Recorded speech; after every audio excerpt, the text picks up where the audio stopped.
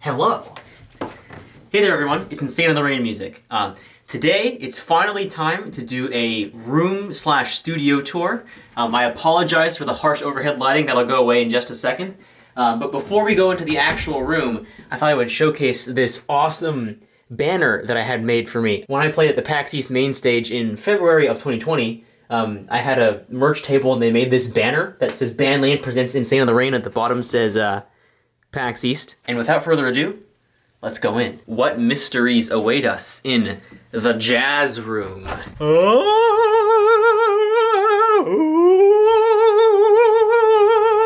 So welcome to the studio. This is the space where I house my actually not unnecessarily, I'll call it a necessarily large collection of instruments. It's the place where pretty much all the music making happens. It's where I spend most of my time. It's such a fun space that I've built for myself to be able to just create whatever music I want and have ready access to as many instruments as I have, because that's what I love doing. So this room is actually in my parents' house. I moved back here in July of 2020 because of COVID times.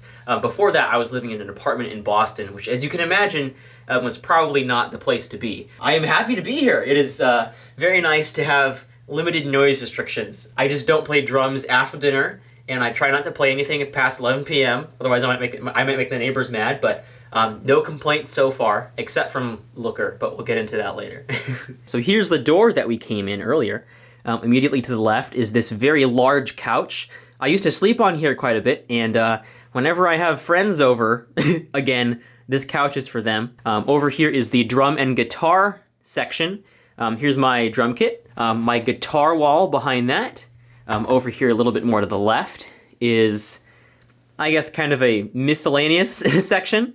With this upright piano. This upright piano was the first instrument I ever learned how to play. My upright bass, trombone back there, accordion, trumpet, and flugelhorn up there. And then here's the background that you've seen in the videos quite often, featuring most of my woodwinds, my iwi, a couple miscellaneous things down there. That little thing is my green screen case. It actually kind of, you open it up and the green screen pops out. Before I get too far, I'd also like to say that I am a Sweetwater affiliate, which means that I have affiliate links available for all my products that I've purchased from Sweetwater in the description. Sweetwater is a company that sells pro music and audio gear, and I get so much gear from them. Like, you should see my account on their website. I order so much. So I'm happy to be able to recommend products that I've purchased from them to you. And throughout this video, there will be links for basically everything I talk about that you can purchase in the description. So if you're interested, check it out down there. So this is a collection of posters and other memorabilia that I've accumulated over the years. Let me see. A lot of these are by Mal makes. This one is, and there are some in another section of the wall that are by Mal. This is Napstablook, which I found on Redbubble a long time ago when Undertale was a thing. This is a 2-year anniversary 8-bit drummer poster. I think I got it from him at MomoCon. I don't exactly remember the story behind it, but that's what happened. This is a artist's rendition of Torterra, representing the Sinnoh region. This is, I think, I don't know where this art, this came from, but there are some like smaller Zelda prints that I got somehow. It says Zelda 30th anniversary on there, so probably something to do with that. This one I think is from, where did I get this from? I don't know, maybe I also just found it on some fan site. And this song with Storms Are, I think was also just on Redbubble or something. Up here is a picture from Johto Legends, which is an album of orchestral arrangements of Pokemon Gold, Silver, and Crystal music, made by Braxton Burks. They're awesome. I think I'm on the album. I play saxophone on a track or something. And in the corner over here, it's kind of hard to see. There we go. These are some special Pokemon Ranger posters from the Pokemon Ranger Shadows of Almia, or the Premium Player's Guide is what I think they're from. I haven't seen very many of these, so I'm lucky to have them. I can also briefly show my collection of plushes and these perlers. Most of these perlers are ones that I made, actually. I had a phase when I was super into making perlers. Mudkip's just kind of flopping like that because he doesn't stand up very well. Mudkip, learn to stand up for yourself. More perlers. Some figures I have. That's Mega Man, Megaman.exe back there. Diddy Kong, Galactic Pikachu, a Groudon. I think that's a Groudon from McDonald's. I don't really remember. Actually, 2 Ammonites. The one on the left is one that Sab Irene made. And then this one is just a, I think, generic Pokemon Center one. And there's a Raichu, there's Sans back there. And here's my YouTube 100,000 subscriber plaque. I don't remember what year I got this, but it's a nice centerpiece. Over to the left here, there's a few more posters. These are all by Mal. This is a Twilight Princess one, this is a Donkey Kong Country one, and then the bottom one's a Wind Waker one. Very nice. I've also got a few cabinets for storage over here. These used to house my dad's old baseball cards. This room actually used to be his office. Before I moved out to school, this was his office, and my room was upstairs. And it's the one with the blue walls and like the brown-white stripe in the middle. But we swapped rooms because we realized that I needed the space more than he did. So in these cabinets, this one is full of my percussion instruments. Can I open that one a little bit more? Percussion instruments, which we'll be showcasing later. And then this cabinet, oh, don't fall, I'm pretty proud of this cabinet. It's full of sorted bins of all my cables and like various little things that I need.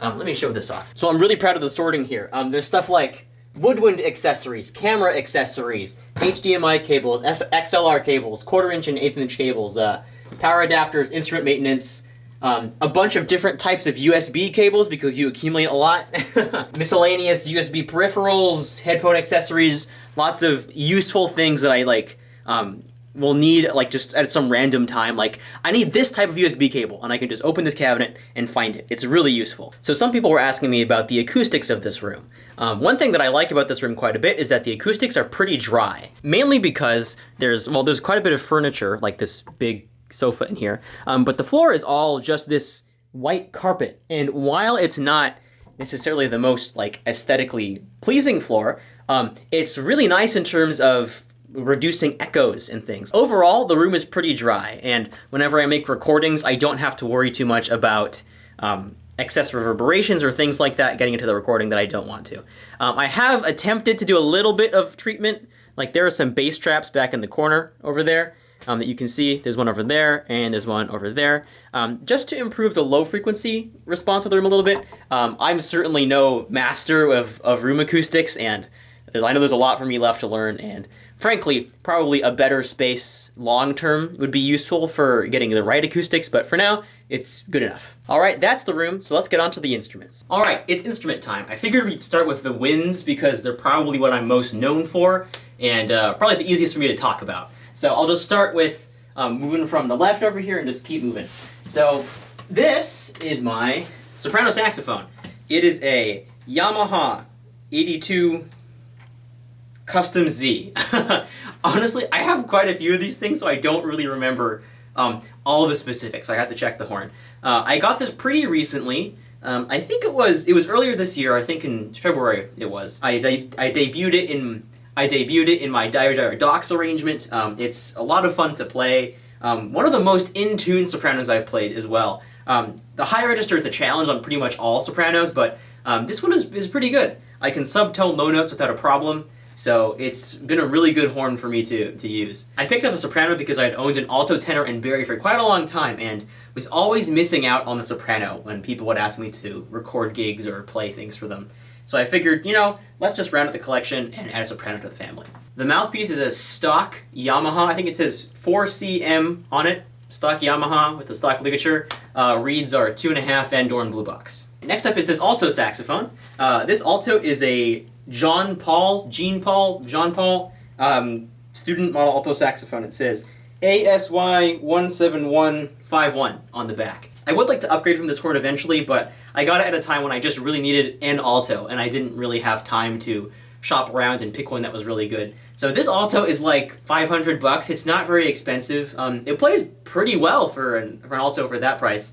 Some intonation issues, especially around D and E, but otherwise, it served me well. Like, you would never guess. Like, I would bet that most of you, when you hear me play alto, like, you don't think that, oh, that sounds like a student instrument. So it's really about the player, If there's anything that you learn from me showing off all this gear, the player is the important thing behind it. A pro horn will not make a beginner sound fantastic, but a beginner horn will not make a pro sound not great. It might hinder them a little bit, but pros know what they're doing. The mouthpiece, I haven't really found a great one for alto. This is the stock plastic one that came with it. It's kind of a classical mouthpiece, but I'm not really sure. I did try out some Sios mouthpieces on it before, but didn't find one that I was quite settled with. Maybe I need to experiment with some reeds some more. Next up is my B-flat clarinet. This is another Jean Paul one. It's a student model clarinet, CL23925. It's a student model clarinet. I'm not a fantastic clarinetist. A lot of skills transfer over from saxophone, but not everything. Embouchure is slightly different. Currently playing the stock plastic mouthpiece on this thing.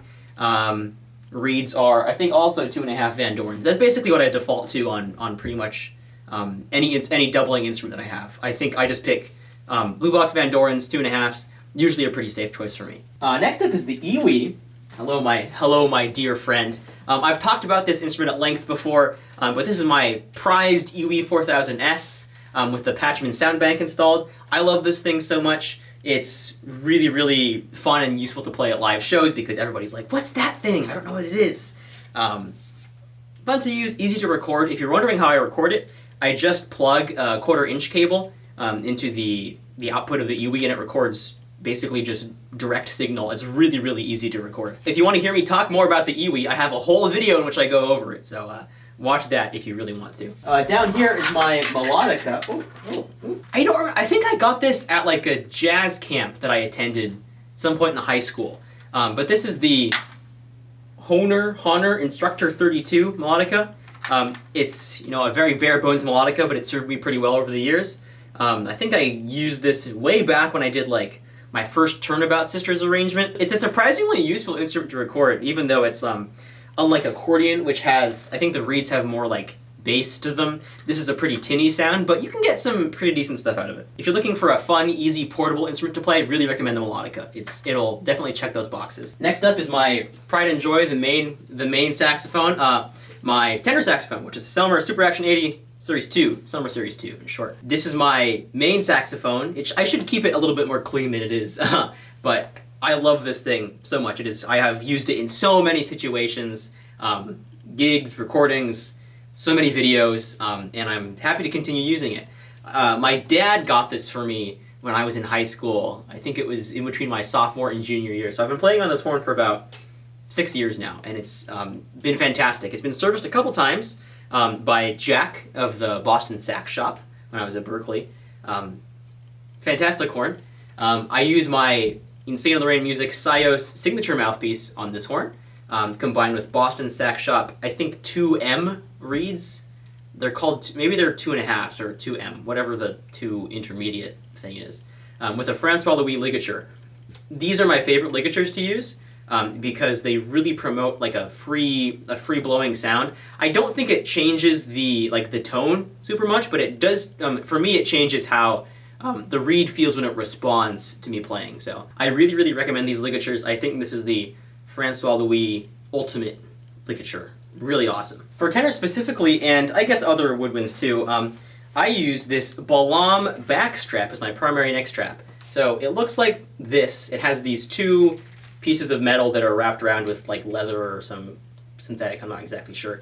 And there's a hook down here that is what hooks to the saxophone. So you put it on like this, and instead of pulling down on your neck like most neck straps do, it pulls on your shoulders and your upper back, which I think are much more suited to handle tension or handle continuous force pulling down.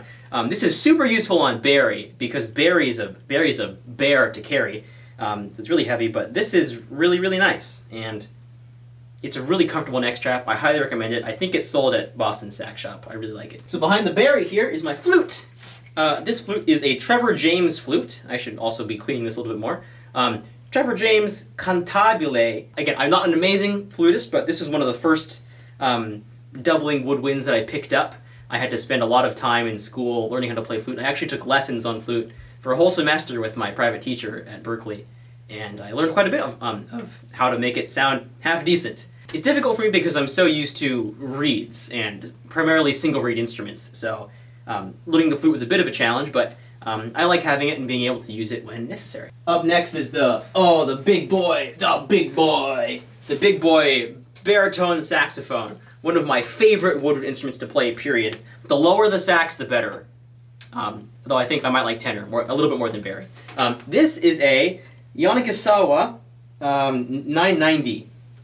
I got this used from a local dealer a couple of years ago, and it is so awesome. I've had a couple friends like play this Bari and tell me like it's their favorite Bari they've ever played. Really nice, just a good all-around workhorse instrument. I played a Yamaha 62 for a while, which was one of the most popular Baris in my high school days, or high school and middle school days. Oh my goodness. But this Bari plays just as well. I like it a lot. It's built very sturdily. It's quite heavy. Oh, there goes the ligature. I'm also using a Francois Louis Ultimate ligature on this. Works fantastically well. And the mouthpiece is a Autolink Tone Edge 8. That's pretty good. Good for a pretty bright and beefy Bari sound, which is what I like. And over here is the Kessler Low C Bass Clarinet. Bass clarinet is such an interesting and fun instrument to play. Because it's like clarinet, but just a lot lower. The Kessler Low C Bass Clarinet is really interesting because it's actually an affordable clarinet, or an affordable bass clarinet. It's not crazy expensive, like most low C bass clarinets are. I think this is like between $2,000 and $3,000, something like that. Whereas something like maybe like a Buffet or Buffet, I don't know how you pronounce it, sorry, and a Selmer, are on the range of like maybe $10,000 or $8,000, something like that. They're much more expensive. But for someone who's a doubler and just needs a bass clarinet that can hit the low C, then this is really useful. Most bass clarinets go down to a low E flat, but this has a few extra notes down here. Ooh boy, down here that extend it to low C. Really useful, really fun to play. The mouthpiece on here is actually my bass clarinet signature Sios. Most people don't know I even have this, but it's a cyberpunk themed Insane in the Rain Music X Sios mouthpiece. A very free-blowing, responsive mouthpiece for bass clarinet. That's how I like my mouthpieces to be. Very non-resistant and just letting things flow through. Moving over a bit, we've got a few more wind instruments up here. So here is my trumpet, which is another Jean Paul.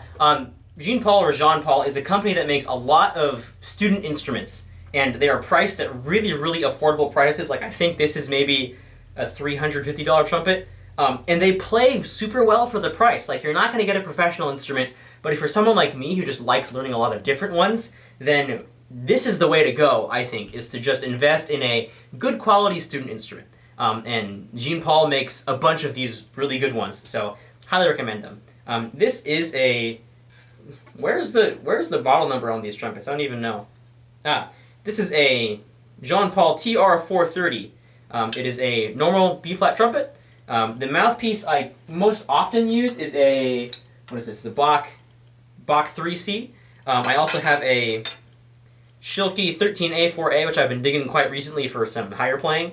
But this trumpet has served me very well, at least for learning the basics of the instrument, and I'm so happy with how far I've come on brass because it's one of those instruments that I never actually thought I'd be able to play because it's really difficult, especially coming from the perspective of a woodwind player. Like there are some skills that transfer over, but a lot of the embouchure stuff doesn't, so it's pretty difficult.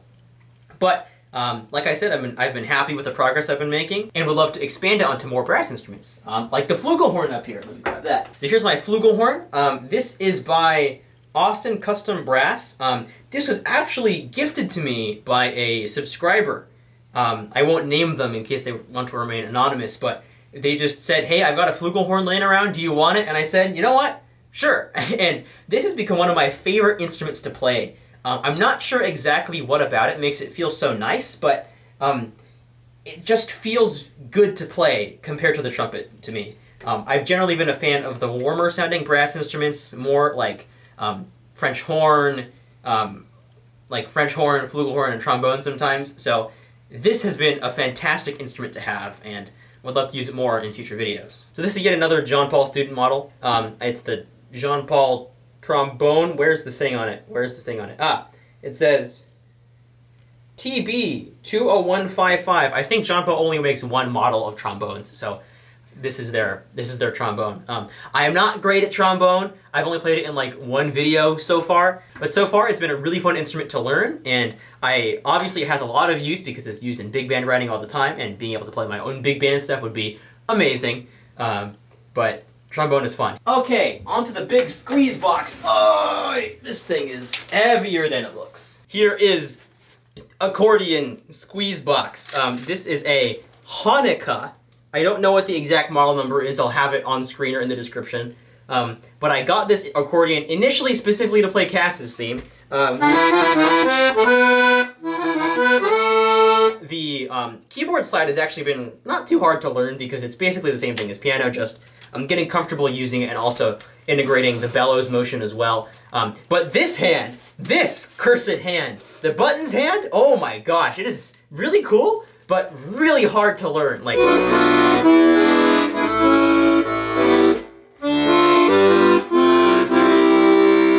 it's organized very well, and it's a really thought out system. It's just, I have not practiced it enough, and I'm really bad at it.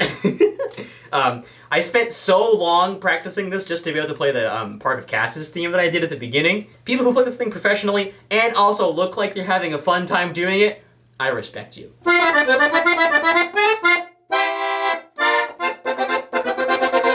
Okay, that's enough of that. Okay, so next up is my upright bass. Alright, here's the upright. This is a Johannes Kohr 3/4 size. I think it says more information about it on the inside. Johannes Kohr, or Kohr, I'm not sure how to pronounce that, K64 3/4. Looks like it was made in 2007. I bought this from a friend at Berkeley who was moving and didn't need it anymore. And I thought, you know what, an upright bass would be really, really nice. So now I have it. This is a very physically demanding instrument to play. Not only on your right hand for plucking, and you'll get blisters on your fingers when you start practicing, but also being able to fret notes with your left hand requires a lot of strength to be able to do for long periods of time. I'm not a pro at it, but I've been able to use it enough for what I want to use it for, and it has served me well. I hope to keep using it. So this upright piano is a really special instrument for me. This was the first instrument I ever learned to play music on. It was donated to my family when I was about, I think, 6 or 7 years old, and I taught myself how to play music, or reed sheet music, by using some of the old method books that came in the bench of the piano. I wonder if they're even still there. Are they still there?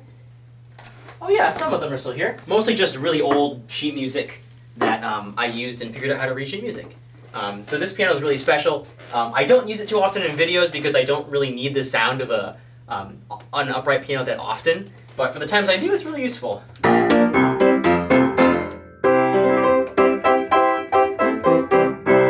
It's really nice for just like plucking out melodies or working on ideas, and also really nice to be able to see all the keys move inside when you play it. All right, it's drum time. Man, this is one of the more recent additions to my collection. I've wanted a drum set for a while, but never really had the space or the availability of making loud noises consistently. And I asked my parents, and they said, sure, just don't play after dinner. And here we are. So this is a Gretsch Catalina Club Maple kit. It features a 10-inch tom, 12-inch, is this 12 or 14? No, this is a 10, 12, and a 16. It also comes with a 14-inch floor tom and an 8-inch tom that clips onto this little stand right here, but I'm not using them on the setup at the moment. They all come with remote coated heads, and I switch them out time to time. I use the coated heads mostly for like jazz stuff, and sometimes we'll pop on some clear heads if I'm doing something more rocky or fusion. They have their place. Bass drum is I think it's an 18 by 20 or an 18 by 22. I'm not exactly sure. I don't know my numbers for drums super well, but this particular kit has an Evans EMAT for the batter head and a ported black Evans Rezo head. Usually I have the ported hole for the kick-in mic, which is useful for when I'm doing more like rock stuff where I want the click of the beater. The snare that I use most frequently is a Yamaha Recording Custom 5.5 by 14. I picked up the snare because I saw Larnell Lewis using it, and it's amazing. This snare is wonderful, super versatile, has a great sound for jazz and also rock stuff as well. The cymbals I currently have on the kit are a box set of Zildjian K Custom Darks. So this is a Zildjian K Custom 14-inch hi-hats, 18-inch crash, 20-inch ride, and a 16-inch crash. I think these cymbals are good for a variety of styles of music. I'm not an amazing drummer, but I do like how these cymbals work. Though I have picked up a collection of other cymbals that I do swap out from time to time, so let me show you those as well. So I've gone and swapped out the cymbals now for a different collection. This is the Meinl Byzance Benny Greb Signature Series. I picked these up because I wanted a boxed set of cymbals that were more dry that I could use in fusion stuff when I didn't want the cymbals to ring as much. So this is a set of 14-inch Meinl Byzance sand hi-hats, This is a 18-inch sand thin crash. This is a 20-inch sand ride. And then this is a 16-inch trash crash that is useful as well. I still have just a couple more cymbals and I'll put them on right now. All right, here are the last few cymbals I have just to round out the collection. This is a Zildjian K Custom Dark Splash, 10 inches, very small. Very characteristic splash cymbal sound. This cymbal is really fun. This is the limited edition Dave Weckl Serenity Flat Ride. If you know anything about cymbals, you know that most cymbals have a bell in the middle, like there's this little portion that rises up. You can see it here on the splash. This is a flat ride cymbal, so it doesn't have that. And what that does to the ride is it makes it very like natural sounding, and it really accentuates the attack of the cymbal.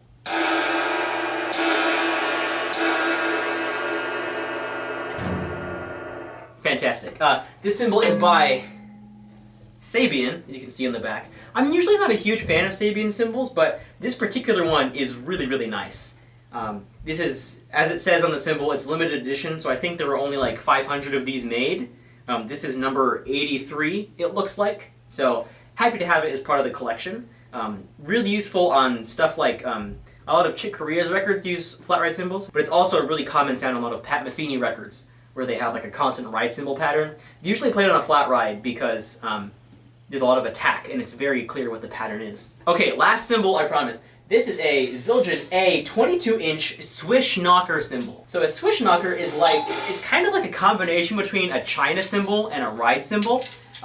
So this is it's 22 inches, so it's pretty big. It's got a slight lip around the edges, just like a China, but it's not really meant for that purpose of crashing it like a China. It's basically just a loud ride cymbal, often played during like sax solis and big bands, used or popularized by Mel Lewis. I don't use this cymbal very often, but it is useful like if you've got like a big band jazz shuffle thing and you want something to go like dang, dang, dang, dang, dang. Sometimes the ride doesn't quite cut it, so this gives you a little bit more meat on the cymbal groove. So that's the last cymbal, I promise. I don't have a problem. So really quickly, here's a shot of my stick bag and the things I use. This is my main drumsticks. My main drumsticks are ProMark American Hickory 5As. That's what I use most often. My brushes here are by Vic Firth. They say WB on them. I assume that means white brush, wide brush. I'm not really sure. My mallets that I'm using, I think, are Vic Firth timpani mallets. Yeah, Vic Firth Core Master, Corpse Master. Oh boy, timpani mallets. I have some hot rods in here. Some nylon tipped sticks that I used for my E-kit. By the way, I don't have the E-kit anymore. I gave it to a friend because I got a real drum set. So I don't use the E-kit anymore. That one was the Yamaha DTX 502 or 522, one of those two. That's what it was. But now I have the grace and the volume of real drums. Pog. While I'm over at the kit, I realized I forgot to mention these ProMark Sizzlers. I'm not sure if this is the Sizzler or the Rattler. I think it might be the Rattler. Yeah, the ProMark Rattler by the Dario. On some cymbals, you have these things called rivets. Actually, maybe I can show you on the swish knocker. So some cymbals have these rivets built in, just like this. And what the effect of these do is that when you hit the cymbal, it gives you a little extra sizzle that continues the sustain of the sound. I really, really like the sound of these, but most cymbals don't have them as a built-in feature. So what the Sizzler or the Rattler does is you can just put it on top of a cymbal like this, and it essentially, it doesn't perfectly copy the sound, but it does approximate it somewhat. So I can add a bit of sizzle and sustain to a cymbal compared to it without.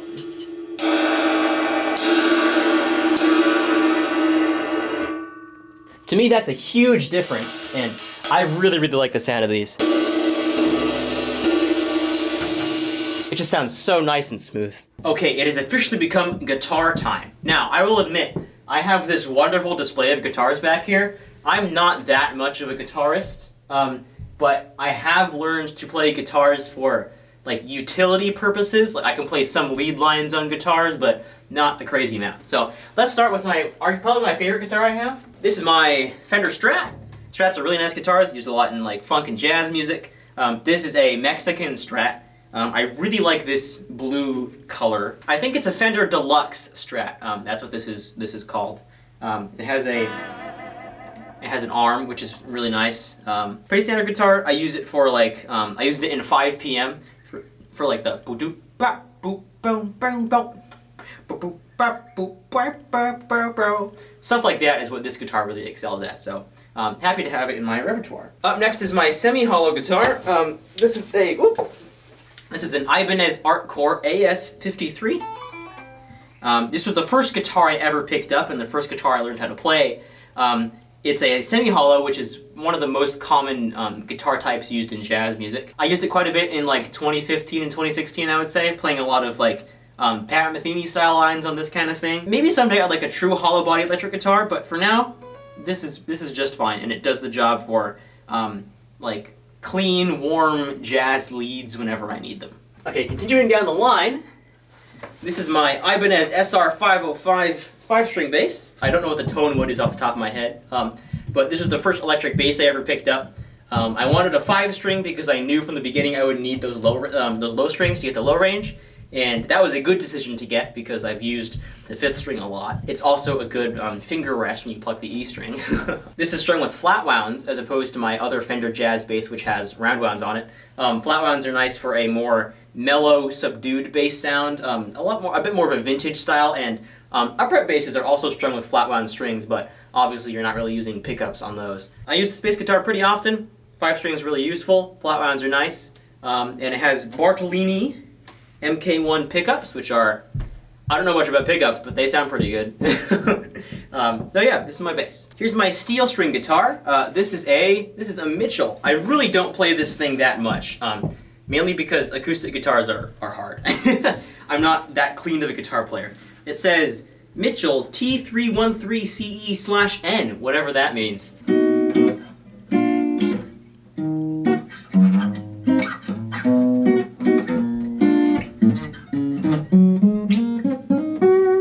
I should really practice guitar more to justify having all these guitars.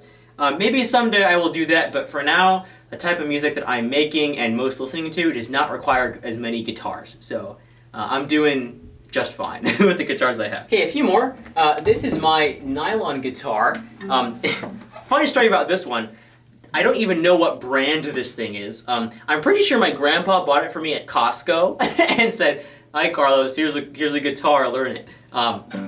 Is this even in tune? It's not terrible, it's not great. There have been a few rare occasions in which I need a classical guitar sound and I don't want somebody else to do it, because usually I'll ask somebody else to do it. This says Giannini, Giannini on the inside, but I'm pretty sure my grandpa got it at Costco or something. I don't know, it's a guitar. Here's a little bit of a different guitar. This is a mandolin made by Ibanez. I don't have the exact model, but it'll be in the description. I got this specifically for Eterna Forest because I knew I wanted to do some bluegrass-inspired mandolin stuff on Eterna Forest, and I vastly underestimated how difficult it is to play mandolin because like all the frets are so small and there's 2 strings and you have to push them down, and oh boy, it's a hard instrument. Again, maybe I should practice it more if I want to get really good at it, but most of the music I want to make does not require mandolin, so it's just sitting in the collection for now. Okay, the last guitar, one of my favorites. This is my Fender Jazz Bass. It is Tide Pool colored, which is I really, really like the color. I primarily got this for being able to do slap bass. This bass has been so useful for that. It's interesting in how it's set up in that if you pluck pretty hard, you can kind of get the sound of a slap articulation without actually having to slap it, which has been really useful sometimes. I use this quite a bit in the Team Galactic Encounter theme. Really, really fun bass to play. This one's only a 4-string, so it's a different experience than playing my 5-string. But now now that I've played both a 4 and a 5, I understand both worlds at least somewhat. Oh boy, that's the last guitar. Next up we've got percussion. We still got to do that. Okay, it's percussion time now. So let's start with some of the bigger percussion things. Oh, here are my congas. Here's the tumbadora conga. I think that's what it's called. I might be wrong on that. And then this one is the quinto, I think, which is the smaller conga. Again, I might be getting these words completely wrong, but these are, I think, like City Congas by LP. I've always thought that percussion is such an underrated, like, section of instruments because they add so much to the mix. They're like the little sprinkles on top of your donut, you know? But they do a surprising amount of work. So percussion often used in like Latin music and sometimes jazz has been really nice to add, and congas are a good centerpiece in that. So here are the congas. I also have some bongos here. These are by Meinl. I don't know what specific set this comes from, but the small ones are called bongos. The big ones are congas. Bongos, congas. People in the comments section, now you know that these aren't congos. Those are not bongas. These are pretty cool. And this isn't really how you're supposed to hold them, I think. You're supposed to put them between your legs, but I'm just some guy in his parents' basement making music, okay? Cut me some slack. Another weird percussion instrument is this rain stick. I haven't quite used it in any videos yet, but I have some ideas for it. This is a piece of Chilean cactus. I don't recall exactly what company made this rain stick. I'll link it in the description. But this is a piece of Chilean cactus with a bunch of beads inside, and you just turn it, and it sounds like rain.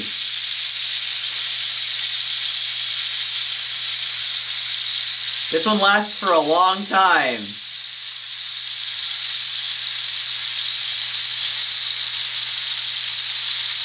A long time! Rain sticks are really cool. I guess I might as well own one because it's like my namesake, you know? I pushed the camera back a bit for this one because this one is interesting. So, this is a didgeridoo. I don't play it very well. It was gifted to me as part of a Secret Santa from Mr. Tom Fox, part of the Runaway Guys crew. I don't really know how to play it very well, but here's my best attempt.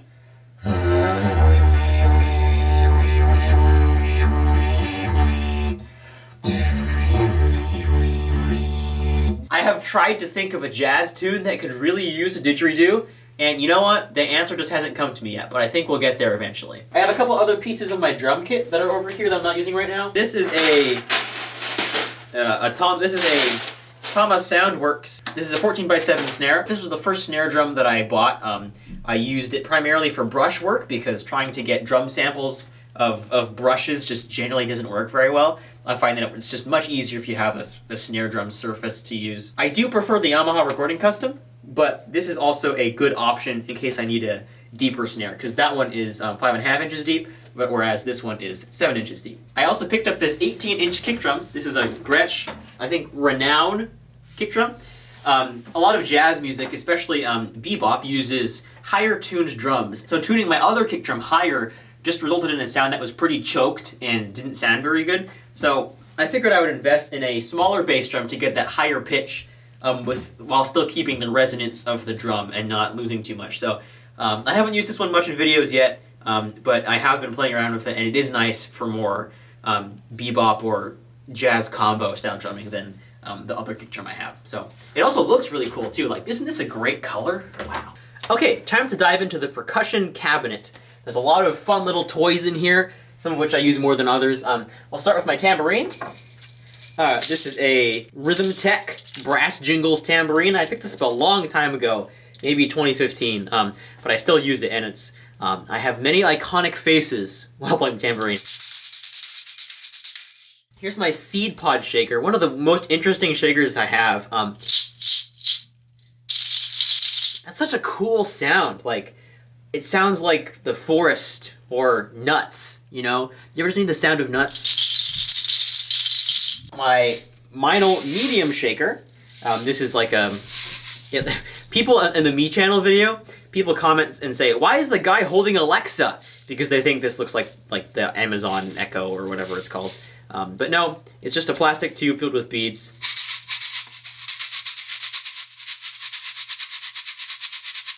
In contrast, I've got some egg shakers, which are more higher pitched. Let's get these out of the way.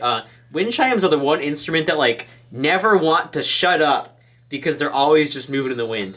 But this is a set of an LP Aspire bar chimes. Wow.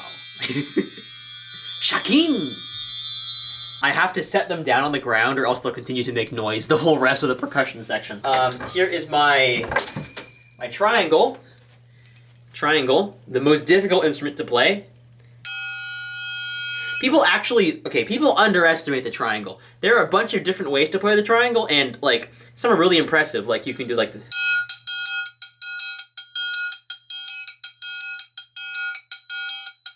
Like that's cool, muting it and stuff. Also like shaking it for vibrato. You can do a lot with a triangle. It deserves some more respect. So I'm gonna be preaching advocacy for triangle respect.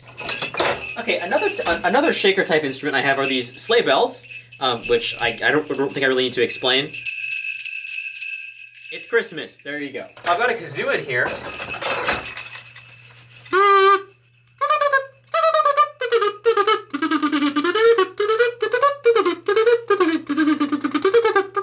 Here's an ocarina. This is a Alto C, I believe, yeah.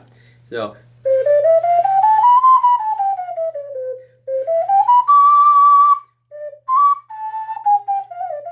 Next up are the train whistles. I was a big fan of trains as a kid, like super into Thomas the Tank Engine, and also real life trains. So having a piece of wood that made the train sound, to me was just like super cool. I've used this before in my Legend of Zelda Spirit Tracks Realm Overworld cover. It's really cool because it's like just a piece of wood that generates, well, it's cut in a certain way, so it generates 3 different tones. So B flat, A flat, and G flat. You put them together. We have this song flute that I used in Stall. It's hard to play, doesn't sound very good. Oh god, that hurts. I have this other song flute.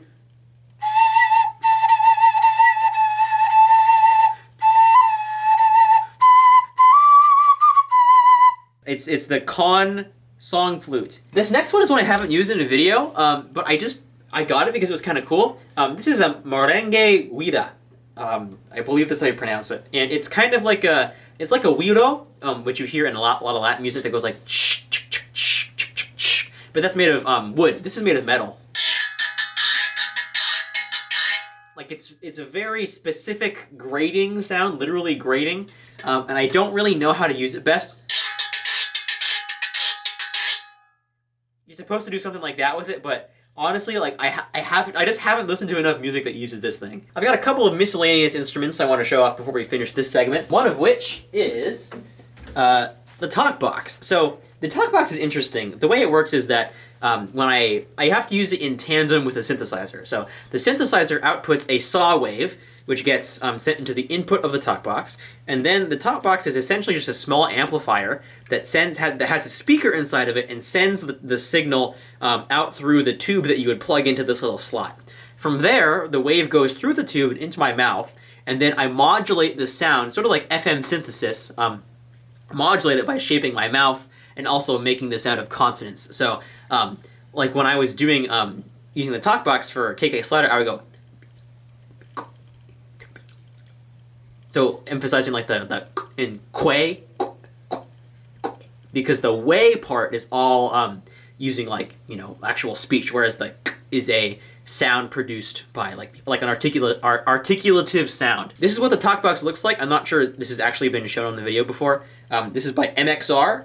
It has an on and off switch for when it's plugged in. I've also got this Alesis sample pad, which I was using to play drums for a while when I was in college and I didn't have the space for a big E-kit. I honestly can't say I would recommend it for playing drums though. It's just not really like, I couldn't figure out how to set it up in a way that felt sensitive or responsive enough for me. But I think it would be interesting to use this in tandem with an acoustic kit for triggering samples or sounds, things like that. That's probably what this was more meant for anyway, so I can't knock it too much. But this was a pretty cool piece of gear. I haven't used it much, but I think it could be useful for some hybrid percussion kind of stuff. Okay, there are just a couple more instruments to display, but to show those, I'm gonna have to go to a different room because they don't fit in here. Okay, so just a couple more instruments to show off here. This one is the electric organ I have. This is a Californian Theater 287.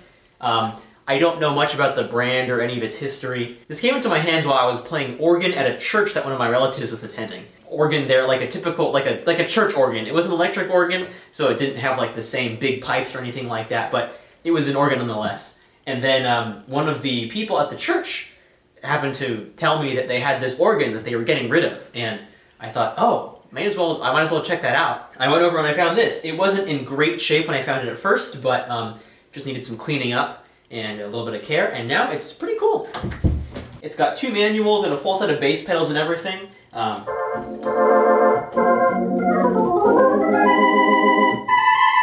Like, it's got some reverb controls.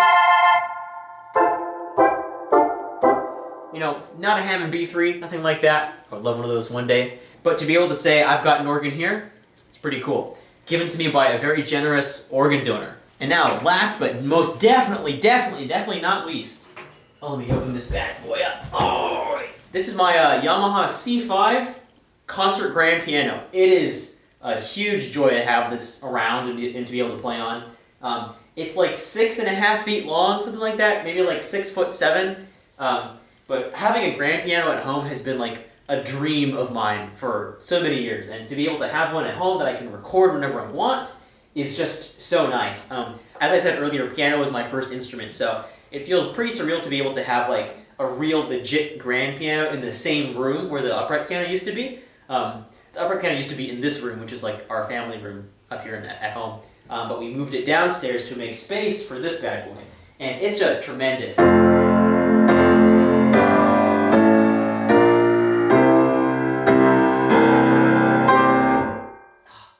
So much fun to play. Okay, so while I was recording this video, I realized I was missing out on just a couple instruments in the collection. When you have more than 45, you're bound to miss out on one of them somehow. Actually, I missed out on 2, I think. So this is actually a really important one. Here's the cowbell, the iconic Pollyanna cowbell. This is a cowbell by Latin Percussion. Is there a serial on this thing anywhere? 204A Black Beauty. The Black Beauty cowbell this is. This is the cowbell I used in Pollyanna. It's the meme cowbell, I suppose, and it actually has this cool little screw here that you can use to screw onto a drum set, like on like a cymbal stand or something. I don't use it on my kit that much, but I guess you could. This cowbell has served me well and served the memes very well, and I'm happy to have this percussion instrument as part of my collection. I also didn't mention this bell set. This bell set was, I'm not sure if you would call it a gift, but I acquired it from Sab Irene somehow. I don't know in what circumstance led me to actually possessing this, but I don't think she needed it. And I wanted something that was like a sparkly mallet instrument. It actually doesn't sound that great. It's more of a practice tool, and I don't think I've ever used it in a video, but maybe there will be an occasion for it at some point. But I have it in the collection. It's here, and that's what matters. I also forgot to mention this really small ocarina I have. It's like only a 5-hole ocarina. I don't know if it's pitched in a particular key. Let me see.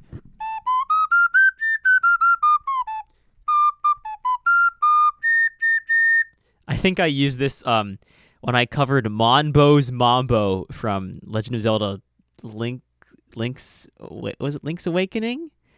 I think it was. Wow, a long time ago. Like within my first year making videos, but I still have the ocarina. It's more of like it's like a cute accessory to have around. But I have it, and it's getting added to the instrument counter. Okay, we're done with all the instruments, I'm pretty sure.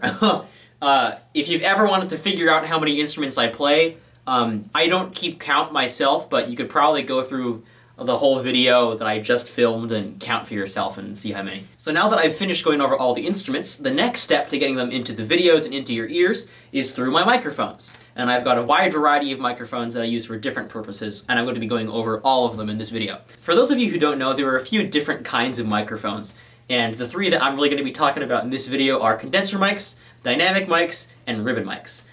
Condensers, like this AT4040, are my go-to for recording woodwinds. This is an AT4040 large diaphragm condenser. I would use this as my primary saxophone mic for any woodwinds like flute, clarinet, all the kinds of saxophones, bass, clarinet. I've also used this to record upright bass by placing it near the bridge of the instrument. I've also used it as a drum overhead before, and I've used it as a hi-hat spot mic. Also have probably used it on congas before, now that I think about it. But this is a really nice microphone for sort of making something sound, I think of it larger than life. I think it's really useful for sound sources when you want a balance of attack and sustain. Something that really captures like the warmth and resonance of an instrument, while also just being able to replicate it accurately. So condenser mics like AT4040 large diaphragm condenser are a really good choice. A cheaper version of this would be the AT2020, which is, I'm not sure how large the diaphragm is, the diaphragm is like the part of the microphone that moves inside of it to capture the signal, but it's pretty comparable. I'd recommend that for beginners. So I've got two of these 4040s. I use them as a stereo pair, sometimes for drum overheads, sometimes for the piano, micing it in stereo as like a piano mic bar. You can also use them as a stereo pair for like woodwind instruments, though I haven't really played around with that much. But these are really useful, probably my most used mic, or my most important mic that I have. If I only could use one mic, I would probably pick this one. So in contrast to large diaphragm condensers, here are some small diaphragm condensers, or sometimes also known as pencil mics. So this is the AT4041 made by Audio-Technica. These mics are more useful for capturing transients and detail in sources. Like if you really want to hear the sound of like the stick hitting the cymbal, something that has an attack, then I think these microphones do the job a little bit better than the large diaphragm condensers. The reason for that is with condenser microphones, there's a diaphragm inside that responds to the sound waves in the environment around it. A small diaphragm is able to move quicker and respond faster than a large diaphragm. So because of that, it can respond more quickly to transients or little like attacks of sounds. So I will use these for things like drum overheads, where you need like the sound of the stick hitting the cymbal. I've used these on piano before for capturing the sound of the hammer hitting the piano. I've also used these on the fingerboard of an upright bass to capture the sound of like the finger plucking the string to get a nice little click. Anything with like a lot of high frequency content or precision, I think these do very well on. They also work really well for percussion instruments like triangle, sleigh bells, and tambourine. Another less obvious condenser microphone I own that isn't really seen much in videos is this Shure Beta 98H. This is a clip-on condenser microphone that I'll typically use with my saxophone for live performances or live streams. It's really helpful to have a clip-on mic so you can just, clip it onto your instrument, give the sound person this end, which plugs into normal XLR cables, so you don't have to worry about constantly centering yourself around a specific mic. And I like to dance a lot when I play live shows and go on stage, so this has been really helpful for me. I don't use it in videos so much because the quality isn't exactly on par with studio microphones, or like real studio microphones like these AT4040s in my opinion. But for live stuff, they do the job pretty well. So condenser mics are great at capturing a lot of detail and precision in sound. However, sometimes they're not as robust as you might want them to be. Sometimes, like if you drop one of these, they're more likely to break. They're not as strong. They can't withstand loud volumes as easily as some other microphones. But that's where dynamic microphones come in. And perhaps the most well-known dynamic microphone of all time is the Shure SM57. I have about 3 of these, and I use them on quite a few things. Mainly snare drum on the drum set. SM57 for top snare drum is pretty standard. I'll use one of these on the top, and also one of these on the bottom on a floor stand that looks kind of like this. And together they get a pretty good picture of what a snare drum is supposed to sound like. I also use an SM57 on my desk for my talking microphone whenever I'm streaming. I have a little windscreen that I attach to it, and it just does a good job of picking up sounds from pretty much every instrument. Like I still think the first microphone I would recommend would be the AT2020, because I think condenser microphones are just a little bit more versatile than dynamic microphones, but SM57 is a tried and true industry workhorse that does the job just fine. I've also got this Shure Beta 52. This is the mic that I'll use for kick drum, or bass drum if you want to call it that. Typically this is the one that I stick inside the porthole of my bass drum, and I'll stick it in close to the beater head so I can get the nice click sound from the attack of the beater on the click drum. Click drum, kick drum. I totally meant kick drum. I also use these Sennheiser E604s for tom mics. They are very useful for toms because they clip onto the toms just like this. I have 3 of them. I bought them in a 3-pack, so I use 2 for racks and 1 for floor usually. And the last category of mics I wanted to mention are ribbon microphones. Now, ribbon microphones are a bit different from condensers and dynamics in that they are traditionally more fragile, although more modern ribbon microphones like this one don't really have that problem as much. And they have a more warm response to the sound. Like, they roll off a good amount of high frequencies. This makes them exceptionally useful for things like brass. So this ribbon microphone is the AEA N8. It's meant to be placed far away-ish from the source, but this microphone sounds fantastic on things like trumpet and trombone. I use this all the time for recording my trumpet parts, my flugelhorn parts, my trombone parts. I also use it as a drum set room mic if I want to capture the sound of this room, although I don't always want to do that. But if you're struggling to record a brass instrument, ribbon microphones are such a good solution for that. I don't think they work quite as well on woodwinds, although they can be used for that.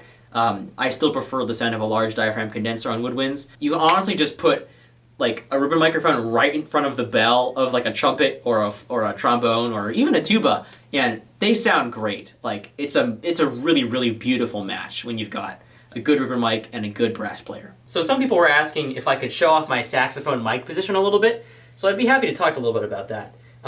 Essentially, I want to strike a balance between getting the microphone close enough so it captures detail of the instrument and minimize the room, but I also don't want it super, super close so it spotlights a specific area of the instrument and loses out on a good overall picture. So usually I just kind of eyeball it, honestly. Like maybe this is like a foot away from the bell, something like that. I try and place the microphone above the bell usually, and I angle it down so it's looking down at the G sharp key, which is your left pinky key on the saxophone. I find that if I do it that way, I get a nice balance between the sound that comes out of the bell and the sound that comes out of the upper stack here. On saxophone, it's a little bit more complicated than something like a trumpet, because on a trumpet, the sound comes out of the bell at the end, only one spot. Whereas saxophone, there's a lot of different spots emitting, different frequencies and different notes. So I find that if I just, something like this, a good reasonable, about a foot-ish away, a little bit higher than the bell, angled down, looking at the G sharp, that usually results in a pretty good sound for studio recording. So here inside the piano, I've got this Earthworks PM40 piano mic bar. These are 2 omnidirectional condenser mics that really pick up the piano super well. Piano is a very challenging instrument to record because you've got bass strings all the way down here, and you've got treble strings that are super high frequency all the way over here. So you need mics that can do it all. And these Earthworks mics are the best that I've found for that job. Plus, they're extremely convenient. They stay inside the piano like this at pretty much all times. I have to move them a little bit when I raise and lower the lid, but it's not too bad. They're really small. The form factor is really good, but they are exceptional in terms of quality. So the mic bar here feeds out into this 5-pin XLR cable, which goes into this little box down here that I've attached to the side of the piano. And from out of there come 2 XLR cable slots for both of the mics. And then those cables, which I don't have plugged in right now, run into my interface over here. This is my backup interface, which is a Focusrite Scarlett 18i8. It has 4 mic pre's at the front. I usually use these 2 for the pianos. These are headphones I use to monitor the piano I'm recording, which are Audio-Technica ATH M30s. Probably the first, I think maybe the second pair of headphones I ever bought, but they're nice for just having something to be able to hear the backing track. And I have my MacBook connected up here to the interface. I don't really use the MacBook much these days, but I have it pretty much permanently stationed up here, so I have something to record the piano with. Usually I'll just take a hard drive with the song file on it, plug it into the MacBook, open up the project file, get everything set up with the levels on the interface, and then just go and record. Up here in the piano room, I've got these 2 LED lighting panels by GVM. They're not the best, and their lighting is kind of harsh, but they do the job for providing a basic amount of light. GVM stands for Great Video Maker. It's so weird because I see GVM and I think, oh, VGM, like Game Video Music, or Video Great Maker. I don't know. But these panels are, I just keep them up here so I can have enough light to make the piano shots look decent enough. If you've seen this blue little cushion on the piano bench, it's because the piano is currently elevated higher than it should be on these casters. This Yamaha piano has some stock wheels that I guess the piano company didn't currently have in stock or something. So I'm compensating for the height difference by adding this cushion, and that allows my forearms to be parallel to the keys when I'm playing, because I was having some forearm issues before, but people have commented on this little blue cushion, so that's what it's for. Also, if you've ever seen this fence around the piano in the videos, that's so my certain special Beagle looker can't go underneath the piano and start gnawing at the legs over here. This fence is to protect the piano and to protect him from, you know, anything falling on him or any issues there. So it's now officially day 2 of me filming this studio tour. I spent so much time filming this yesterday, but I've still got more stuff to show today. So let's move on to the actual place where I sit down and do the work. My desk, chair, and all this setup right here at my workstation. So we can start with the chair. This chair's a funny story. I actually found it on the side of the street, a couple blocks down from where I live. And I just thought, you know what? This chair would be a good one to sit in. The one I was using before was kind of breaking down and I needed a better one. So I just pulled up in the car, put this in the back, and took it back here, and I've been using it ever since. The one best free piece of gear I've gotten. So this is my desk. It's made by AZ Studio Workstations, and I believe the specific model is the Spike 88 model. It's specifically a music production desk. And what that means is it has a pull-out keyboard tray down here, where I keep my keyboard. This is my MIDI controller, and also I use it for synthesizer sounds sometimes. I can slide it in and out just like this. It also has some slots for hardware gear here. I'm not that much of an outboard gear or music hardware person quite yet, but I have 2 Furman power conditioners in here. Power conditioners are essentially just like fancy power strips. I like them because they fit into the desk just like this. Here's a better view of the power conditioner. So this little black strip right here is the power conditioner. There's a lot of outlet slots on the back for me to plug things into, and there's also one on the front. I've got another one on this side of the desk as well, as you can see right there. So my primary audio interface is this Focusrite Claret 8 Pre USB. It has 8 mic preamps built in, 2 on the front and 6 on the back. This is my main audio interface for my computer, so I have my speakers wired into this, and I have 8 mic inputs, phantom power switches, I have a dim button, a mute button, and I have monitor control here, 2 separate headphone outs. I also have an additional 8 preamps from this Focusrite Octo Pre that are wired into this interface using ADAT. Essentially, ADAT cabling lets you combine these 2 interfaces, so this is effectively functioning as one interface, with this one being like the master interface, with 16 microphone inputs, which is really useful when you're recording a drum set. I actually have 8 of the 16 total inputs from these 2 connected to a cable snake, which runs around to the other side of the room. I'll show you that really quickly. So the snake comes out down there, and I have it running all around the wall over here. And it comes out here. I don't have the drums actually cabled in right now, but normally when I'm miking drums, instead of running cables from these mics all the way over there, as you can imagine, that might be a little difficult, I instead just run them to the cable snake, and then that runs everything back into the interface over here. Really convenient. I also have 2 of the inputs, I think it's 5 and 6 on the Octo Pre, dedicated to the line output from my keyboard down here. The slide-out keyboard I showed you earlier. That way, if I need to record a really, really quick piano part or a really quick synth part, I just go in my DAW and I set these 2 as the inputs, and I can record whatever I need. Input 8 here is also permanently set for my talking microphone, which is this SM57 on the mic arm here, and I can use that for whenever I'm doing things like video calls, Discord, things like that. So this mic arm that I use for streaming, I don't know the specific model, but it's by Neewer. It's really helpful for having a microphone always in front of my face whenever I need it. I mostly use it for streaming, having a microphone that I can talk into. Again, this is just a SM57 with a wind filter on it, and if I take it off, you can see just a normal 57. It's not a fancy microphone or anything, but as long as people can hear me and understand what I'm saying, then I think it does the job just fine. This art on the mousepad is actually from my album Back to Your Little Roots. I don't remember when I got this, but I think it was some site that was doing some free, maybe not free, but like a promotional thing about custom mouse pads. So I've had this one for quite a while, and it does the job. It's pretty handy. I won't show you the mess of cables behind this desk because it's really not pretty, but I will show you this sustain pedal down here. This one is permanently routed into my my keyboard up here, and it's just helpful for whenever I'm playing piano at the desk, or I need to program something that uses a sustain pedal. Also, you can see my slippers. These are some very nice slippers. So my speakers are Yamaha HS8s.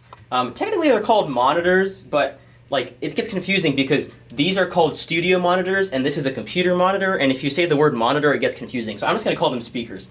I used to use Mackie MR5 Mark IIIs, I think. They're a little smaller. I upgraded from those, though, when I moved back here, and these are big boys. They're not positioned, like, perfectly. I'm not really that much of, like, a perfectionist when it comes to, like, perfecting my listening environment, but I probably should be. Right now, they're just kind of sitting at my desk on an angle, and they're great. They sound pretty good, they get pretty loud, and I'm happy with them. Also, Empoleon typically just hangs out on top. He has a hard time standing up for himself. Maybe if I do that. Maybe if I have him recline on the top like that, maybe it'll be better. My headphones of choice are the Audio-Technica ATH M50Xs. These are honestly like such an industry standard pair. They've done me a lot of good over the years. I think this might be like my second or third pair of them. I just like how they feel, like how they sound, although they're maybe not the most comfortable headphones in the world, but like for the most part, they're pretty good. I use these typically when I'm recording, and I mix on them sometimes too. So I usually balance between mixing on speakers and headphones. When I'm recording drums over here, I'm using a different set of headphones usually.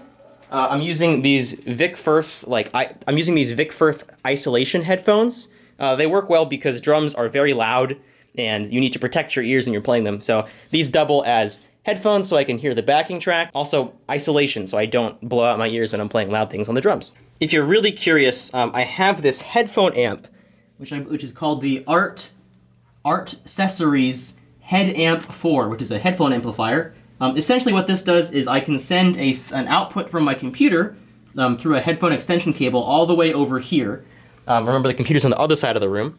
I send it over here, and then, oops, hi-hat. And then there are these knobs on the headphone amp, so if I'm listening over here, I can control the volume of whatever is coming out to the headphones from this point in the room, rather than having to go all the way back over there and change things. So it's pretty convenient for that. It will be useful in the future for having multiple people over and needing to send out a bunch of headphone outputs for people to record at the same time. A very often forgotten, but useful tool, and it's really helpful for recording drums. So this specific keyboard is the Roland RD88. It is my third or fourth main piano keyboard or MIDI controller. Before this, I was using the Nectar Impact LX88, and I think also the LX49 Plus, something like that. But the main problems I had with them were I was using them primarily for playing piano, and they didn't have a good system for weighted keys. The weighted keys on this keyboard are awesome. Like, they feel pretty similar to piano keys as opposed to something that's more synth-focused. This makes it really useful for if I need to just play a quick piano part, or just have a keyboard to communicate something to somebody, then it's really helpful to have this here. I have this connected via USB to the computer for sending MIDI information. I have a mod wheel and a pitch bend knob, and I can assign these knobs to MIDI CC controls as well. And as I mentioned earlier, I have two cables running out from the outputs of this to send stereo out to inputs 5 and 6 of my Octopre. So this is a really, really nice tool to have. I don't really use the direct audio from this in videos, though I probably could if I really, really needed to in a pinch. It also has quite a few sounds built in. Some of my favorites are like the synth brass sounds they have.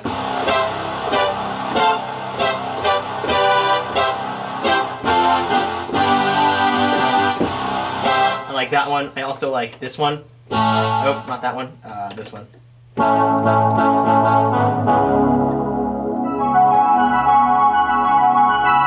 Really cool. So onto my computer right now. This computer here is a Mac Mini. Let me give you the exact specs on this.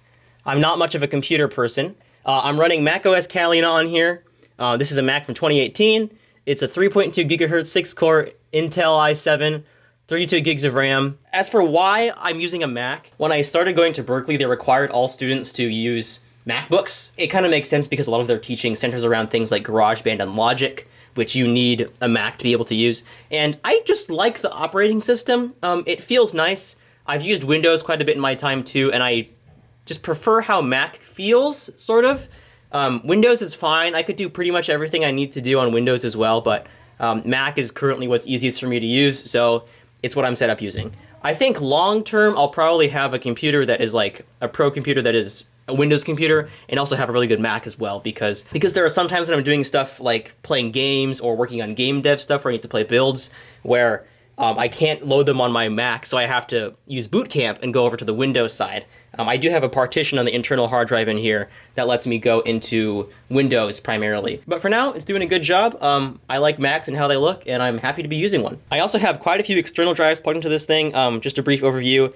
I have a couple of 2 terabyte SSDs, which I use for like storing samples and video footage when I'm actively editing them. Over here, I've got like a 4 terabyte backup drive over here, another 2 terabyte one. This is an older one that I just have around. I also have this SanDisk 2 terabyte delivery drive for when I need to send files to somebody over the mail because I might have like, you know, way too many video files to be able to send online. So I'll just send them via that as well. Over here in this little corner is my Sonnet EGFX breakaway puck. I think this is an external graphics unit that has a AMD Radeon RX 570 inside of it. I don't really know what all those things mean. I just have done a little bit of research, and this has helped me with my video editing workflow. It speeds up render times, and it also helps improve timeline performance, particularly with like split screen 4K stuff, which is pretty heavy on the computer workload. I've also got an Elgato Stream Deck up here. I've been experimenting with this lately just for some twist streams here and there, and it's really useful for that. But I haven't really used it for much else besides that. But I think it has potential for like optimizing workflow, opening programs like Reaper, Sibelius, things I use all the time. We'll get into the programs in just a little bit. Lastly, I can't forget to talk about this. This is my iPad Pro. It is so useful for my video filming process. I primarily use it for sheet music. Let me open up the app. So usually I'm using it for sheet music with the app Fourscore. And it's just really nice for being able to send PDF files via AirDrop from my Mac over to the iPad, open them up in Fourscore, and then I can just turn pages and use this to record. Before I had the iPad, I was actually printing out sheet music for everything, and that wasted a lot of paper and a lot of time, a lot of taping up parts, and I didn't want to do that. So I just decided, let's get the iPad, put the sheet music on here, and when I have my Apple Pencil, which is, I actually don't know where it is right now, but when I have that, I can like write notes on the actual sheet music itself and notate things. It's also like a second laptop for me, which is pretty convenient if I'm like, you know, doing some email stuff upstairs or I'm away from my other computers. This one is really portable, great for watching videos and also has a surprisingly good set of speakers, which I use to audition mixes sometimes. I also use it in tandem with this what is this called? It's like I don't even know what brand this is. It's Moukey, M-O-U-K-E-Y. Maybe that's Monkey. I don't know, Moukey. This is a Bluetooth page turning pedal. So normally when I'm filming, you never really see my feet for obvious reasons, but also because I'm using this to control page turns. Sometimes when I'm playing an instrument with 2 hands, I don't have the time to like touch this to turn the page, but I still have room with my feet. So I can just usually, after this pairs, I can tap on the right and left, and it turns the pages for me. Really convenient. It's helped speed up recording workflow quite a bit, so I don't have to stop in between takes to turn the page, because that would be a pain in the butt. But I'm happy to have this. It's a surprisingly useful, like, ease of life edition. Another area that I wanted to cover when making this video is going over all the cameras I'm using in the videos. So this camera that I filmed most of the main videos on is the Sony a6400. I don't know much about cameras. I know this one works well, but I don't know that much. I think it's a mirrorless camera, something like that. It shoots in 4K. I mostly shoot in 4K for the videos. Sometimes the final videos don't get always uploaded in 4K, but I might downscale the footage just to get a little bit better quality. For this whole video, you've actually been hearing the onboard mic for this camera, which is surprisingly good, quite usable. I wouldn't use it in a video ever for like a music video, but it is helpful for getting audio and then syncing up the video in my video editor. Now the camera that you're looking at me right now in is my GoPro Hero 7. This is a GoPro I got mainly to take videos of live shows, and it's really useful for that because it helps. I could just set it, forget it, and then have a whole record of the live show to watch later. Really useful for me watching live shows back just for fun or wanting to improve on something. I've also used the GoPro to capture a couple of shots in videos where it might not be as easy to put a camera, like down by my feet to show me hitting the bass drum with the beater. Not as easy to see, not as easy to put a camera down there, but with a GoPro, you can clip them on in weird places and they work pretty well. I have this little clip down here for the GoPro, and I can just squeeze it and attach the GoPro to most surfaces, and it's really convenient. So the a6400 most often is residing on this Manfrotto, I think it's like the quick action compact tripod or something like that. It's just a pretty standard tripod, looks like that. The most notable feature is that it has this release feature, or I can do that. The camera is let free and I can just remove it. It has this little mounting plate on the bottom, so if I need to move it around, I can just take that out. I slot it back in here, and then I close the latch, and it is all set to go. So another cool piece of tech that I use is this GVM motorized camera slider. If you've ever seen shots where the camera is like moving left to right and it doesn't look like a digital edit in post, it was probably done with this. I'm not going to set up the full thing because it does take a while to put together. So essentially how this works is that you attach the camera to this little tripod mounting screw here. There's a motor built into this, and you connect the controller to this little slot on the back of the motor, and it automatically moves left and right. You can set the in point and the out point, and it just moves and oscillates back and forth like that. You can also use these little adjustment screws on the side to change how the camera pans as it's moving left and right. For instance, you could have the camera facing left when it's on the left side, and you can have the camera face to the right when it's on the right side, so not only are you getting a pan horizontal, but you're also getting a rotation of the angle of the camera. Usually I have this mounted on a tripod, which is this thing. This is the Kohr heavy duty tripod. It's understandably very heavy duty. I don't use this that often in videos, unless I go super try-hard on the visuals, because it is rather difficult to set up and get working, and most of the time I'd rather just focus on the music, but I'll put some shots on screen of videos in which I use this. But it has been useful in the past when I've had other people help me film, and even though it's kind of complicated to use and a bit of a pain in the butt, also useful. This is also how I did the clone shot with a moving camera. So since the camera is moving on a fixed track and I can control the exact movements, I use that to my advantage by setting it right in the middle, like precisely in the middle, and then setting the motor so the camera would move at the exact same speed in multiple takes. I would set the motor to move at the same point in the song. So like right at the start of the song, I would click the button that starts it to move and it would start moving. And then I could clone myself while having a moving camera. A pretty cool technique, but again, a pain to set up by myself. If there was somebody else helping me with it, then maybe it would be more doable. But that's how we did it. Maybe I'll show some of the footage from Pig Step when we tried that out. Okay, retake the shot of, I think so. Well, let's find out. Of percussion from camera left. Okay, here we go. Accidentally turned off the remote on the first one. Okay, here we go. 1, 2, 3, 4, start.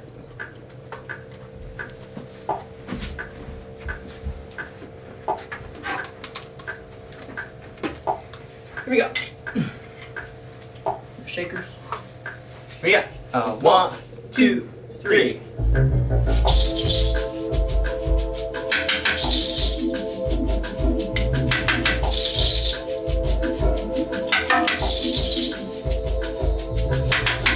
So my secondary camera is this Canon Rebel T3i. This was the first DSLR camera I ever bought for using in videos, and now I have it set up on my desk on this mounting arm behind it to use as a webcam. So I'm using it with this app called EOS Webcam Utility, so I can essentially use it as a webcam. I've got this USB cable here running out of the side of the camera down into my computer and attached to one of the hubs down here. I've also got a power adapter inside the camera's normal battery slot, so the camera always stays on and powered, and it works really well as a webcam. So throughout the filming of this video, you might have seen all these soft boxes I have on the room. I've got 4 of them, one in each corner pretty much. Not like a super pro lighting setup, but they do the job of getting light in. This particular softbox is pretty old. I got it way back. This one is by LS Photo Studio, and some of the ones on this side of the room are a bit brighter, or they have more capacity to be bright. Oh boy. And these are by Fovitech. Softboxes are just my preferred way of getting lighting in the scene. They also double as lights for the room because there's not really any built-in lighting in this room because it's like a basement. And they do the job. Again, I'm not a video pro and I don't claim to be, but something I've learned is that generally the more light, the clearer the video can be. So it is helpful to have quite a few softboxes to keep the whole thing lit and looking nice. All right, I'm now coming to you from inside the computer. It's time to go over some basic software that I use in the videos. So most video arrangement ideas start out as just something creative in my head. Like, I'll have a song idea, and I'll start writing it down. Usually I use an application called Evernote. So usually the song idea starts just as a creative idea, and I think most creative ideas happen when you're not thinking about them and not trying to come up with them. From there, I'll usually go into some sort of text editor and try and write down the arrangement that I'm hearing in my head in text form. So this is the text document that I used for Pig Step. It's pretty short. This application is Evernote. It's my note-taking app of choice. Essentially, I just write ideas for the section. I think this is only part of the song.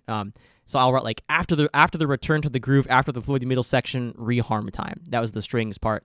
Melody is reset with the reharm. Yep. Sweeping strings. Yep. Descending thirds, rubato piano. I'm not sure I actually did that. No, I did do that. It was the harmony is descending thirds. So I'll start off by writing the arrangement out like this. From there, I will take it not into Pro Tools. Go away, Pro Tools. No one wants you. From there, I'll take it into Sibelius, which is my sheet music notation software of choice. Essentially, I just write out the whole dang arrangement. Like, this is the sheet music for Pig Step. It looks like this. I spent all this time writing the arrangement. I've gotten really fast at using Sibelius over the years just because I've been writing so many arrangements and using it for so many things. I write the full score, then I generate the parts individually like this. Let me see, I can show you like the piano part for Pig Step looks kind of like this. And then I'll go and I'll export it. I'll export the audio mockup, the PDF files, and then a MIDI just to get a tempo map of the song. From there, I go into my digital audio workstation, which is Reaper. Reaper is a awesome digital audio workstation, DAW for short. It's extremely powerful, has a lot of capabilities, and I just think it looks really nice too.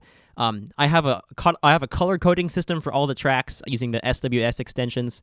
Not going to go into detail about this, but I have automatic colors for all these different types of instruments. And this is the whole project file. I record everything in here, usually starting with whatever has a solo. I think in this case I might have started with the organ because the organ had a solo, but I just kind of do whatever. Since I did the whole arrangement in Sibelius at the beginning, I can export the audio of this as a MIDI, I can export the MIDI rendering of it and then import it into Reaper. I think it'll still play. It's kind of quiet.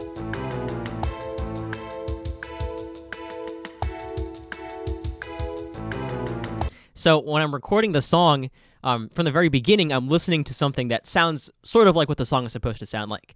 And as I move through the recording process of going one layer at a time, then I will gradually have enough instruments in to where I feel like I can mute the mock-up and then just listen to whatever instruments are in here. These are just the stems. I export the stems and then send them to my mixer, but this is what the project file looks like unmixed.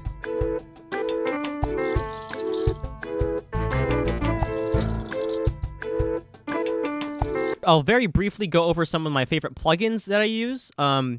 Big one is Melodyne. I use a lot for pitch correction. There's a difference between pitch correction and auto-tune. Melodyne is primarily pitch correction. I use it just to enhance the performance, make it a little bit better. Most of the plugins I use are in the FabFilter series. For example, I use FabFilter Pro Q2 a lot, which is my EQ of choice. FabFilter Pro C2 on a lot of things. My compressor of choice. FabFilter Saturn for adding saturation to sounds. FabFilter Pro MB for multi-band compression, which I'm still learning, don't know a whole lot about. FabFilter Pro G for gates and some mastering stuff here and there. FabFilter Pro L as my limiter, and FabFilter Pro R as my reverb of choice. The whole FabFilter plugin series is awesome. The interfaces look really nice, and they're super useful. If I could recommend buying one plugin series, it would be the FabFilter series. Reaper also has some pretty good stock plugins too, like Re-EQ. This one is actually surprisingly good and easy to use. It's also got Re-Comp, which is a built-in compressor for Reaper that does a pretty good job. The point of this video is not to explain to you how to use all these things, just telling you which ones I use. A couple other plugins I'm really liking lately. the Native Instruments Transient Master. Really simple. I can just, change the attack of a sound and change the sustain of a sound, things like that. I also use, now that I'm thinking about it, I use Massive a decent amount for synth stuff. Massive is a subtractive synth, I believe, and it's like a subtractive wavetable synthesizer. I don't know a whole lot about it, but I use this for a lot of stuff. When I'm using TalkBox, this is what I use to generate the saw wave that gets sent out through my headphone output into the TalkBox, into my mouth, and then recorded back into the computer. I'll show you my video editor, which is Adobe Premiere. This is actually the project file for the current for the room tour itself. I'm editing it right now. When I was editing my own videos, this was my editor of choice. I've also been using DaVinci Resolve recently because my editor uses that, and it's been pretty good. I guess other pieces of software that I use Photoshop for making thumbnails, sometimes a little bit of Adobe Audition for mastering stuff, Lightroom for processing RAW files. As I've said before, like the specific tool itself doesn't matter that much. What matters more is your knowledge of the tool and how you use it. So don't go seeing all this fancy software and thinking, oh, I need all of this. But if you want to know how I do it, this is how I do it. Not necessarily my recommendation for you to specifically do it this way, but it's just how I do things. So take all my advice with a grain of salt because everybody's different, and these are the only things, I can only recommend things based on my personal experience. Okay, so I've just got a couple more miscellaneous things to show off in the video, one of which is my saxophone case. This is something you would pretty much never have a reason to see in any of my videos, but this is a BAM soft pack case. It's orange, terracotta orange I think is the color, but it's got so many stickers on here, all collected from different friends and different opportunities I've had. Maybe I can go through these and show a few of them. So this is Boston Sax Shop, the Materia Collective. This is an 8-bit big band sticker, Johto Legends, Chrono Trigger, Sweetwater, AEA mic preamps, the Game Brass, Smart Game Piano, another 8-bit big band, another 8-bit big band, VGM Collective. I think this is a Deltarune one. This is Nebby. What is this one? I don't know what that one is. Another Materia one. Andrew Yang math sticker. The original was better. This was made for me by none other than Adriana Figueroa at a TRG Coliseum. We had a label maker, and she made that for me. That was fun. MXR for my TalkBox GoPro. This was an all-access pass for the Berkeley Performance Center on the date I had a gig there with my band. Same for Sony Hall in New York City. Saxophones Are Bad. This is another label from Adriana. Fender, Squidward, some automatones from Miklachu, Sound Drop. What else is there? Oh yeah, this is a bench from Hollow Knight. But it's just cool to have all these stickers and all these memories from different events, and I hope to keep, maybe I'll get a second saxophone case and also decorate that one with stickers because whenever I get a new sticker, I always put it on the case. And I haven't really been using the saxophone case in quite a while because I haven't been playing gigs and haven't had a reason to go out. But soon, I think that will come back, and I will once again put the horn in the case and take it somewhere fun. So before I end off this video, I thought I'd answer a few general questions that I was getting about the gear tour. One of which is, does everything stay on the stands? The answer is pretty much yes. The whole purpose of having this room organized the way it is to make it as easy for me as possible to pick up an instrument and start playing. And that's honestly one of the best ways that I can motivate myself to practice or just include something in an arrangement is if it's sitting out, ready to be played, and I can just minimize the amount of friction between me having the desire to I want to play this thing, to actually being able to play it, then it makes the process easier. So things like trumpet, I just pick up and go because I don't have to put a reed on. It's maybe not the best for keeping all the instruments in their tip-top shape in terms of keeping them protected from whatever the elements are in this room, although the environment in here is pretty much constantly the same. I don't really open the windows very much, but I can always have the instruments repaired or replace things on them, but I can't really do the same for my creativity. When it's there, it's there. When it's not there, it's not there. So I try and make it as easy as possible for me to take action. Another question is, how do you maintain your instruments? The answer is, well, I don't really have a good schedule for that. If something is out of order or something is messed up and I need it for an upcoming project, then I'll take it to a tech and I'll have it fixed. I'll have the piano tuned regularly, but other than that, they usually just work out pretty well because most of them, frankly, just stay in here. I don't take them out and they don't have many chances to get dinged up or damaged, so they stay in pretty good condition for the most part. Now, another perhaps obvious question is, do you practice all of these? I mean, there's so many things in here. Do I spend a lot of time practicing all of them? And the answer is like yes, but no. In the past few years, I haven't really had a strong practice routine or anything. I just kind of pick up instruments at random and play. I try and keep it fun and creative for myself, and I find that's the way I make the most progress. I was never really a musician who like practiced super hard for many hours a day. In fact, the longest I can really ever remember practicing is maybe 2 hours at once. Otherwise, it just wasn't very fun and I didn't really do it. Most practicing happens for me when I'm working on a part for a video specifically. Like if I have an arrangement written and there's a part that I know is just a little bit out of my comfort zone in terms of what I can do on the instrument, I'll sit down with the instrument and spend some time working on it. But other than that, I really just kind of pick up the instruments, play, and have fun and explore. But I think that's a more fun, creative, and sustainable way to do it, rather than saying, I must practice saxophone for 30 minutes, I must practice clarinet for the next 30 minutes, and then flugelhorn for 30 minutes after that. No, that's not really how I operate. As you might be able to tell, I'm a pretty enthusiastic, kind of bouncing off the walls kind of person, so I don't really do that. Another one, does gear matter? Does gear matter? It would be hard for me to tell you that is no when you look around the room. Yes, obviously gear does matter. I mean, if you didn't have a saxophone, you couldn't play the saxophone.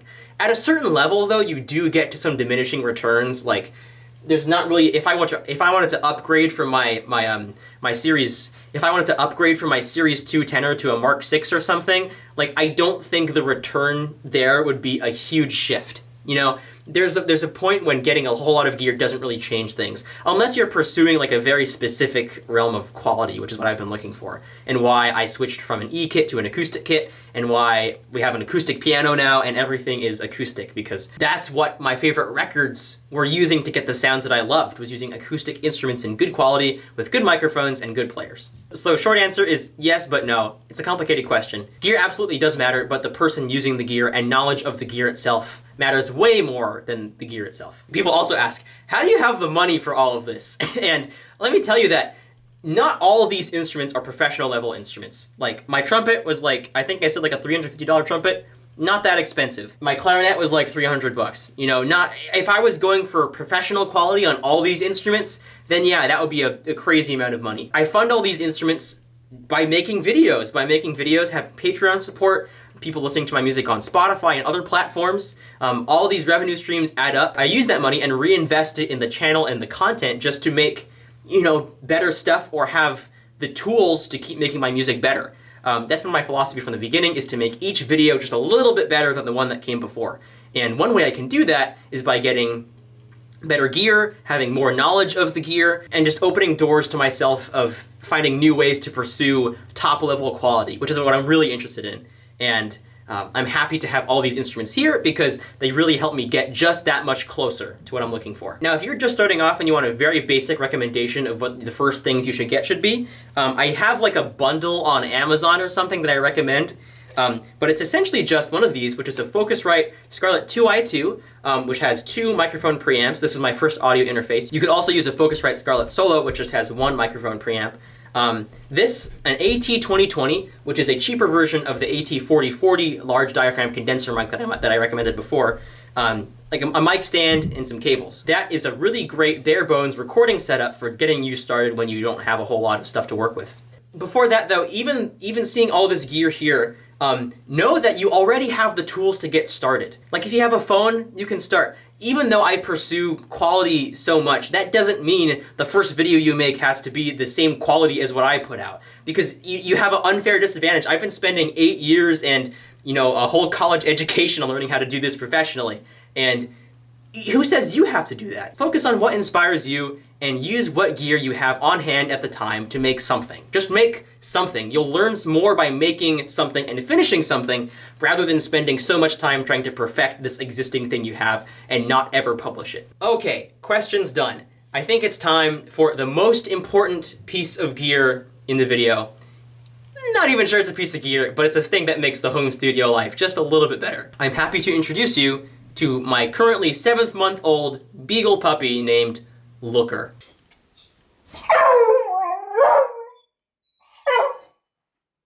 Hello. Oh, hello. Hello. Hello. Hello. Oh, you're so cute, huh?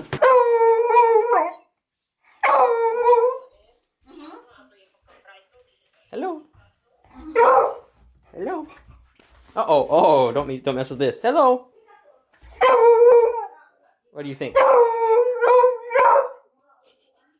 You're a good boy, huh? Good boy. Very good boy. Okay. Okay, I think that's finally it for the studio tour. Thank you so much for watching this very, very long video, and I hope you've enjoyed getting to see and have a brief overview of everything that I've got down here and everything that I use in my videos. I hope it gives you a little sense of all that goes into making a video, because it's certainly not as easy as you might imagine. There's a lot that goes into it, and perhaps later I'll do a more deep dive into my specific process, but for now you get to see my tools, see everything I use in a video, and you can have a little more knowledge about what goes into it. If anything in the video interested you, there are affiliate links through Amazon and Sweetwater in the description down below, and thanks for watching. I'll see you in another video.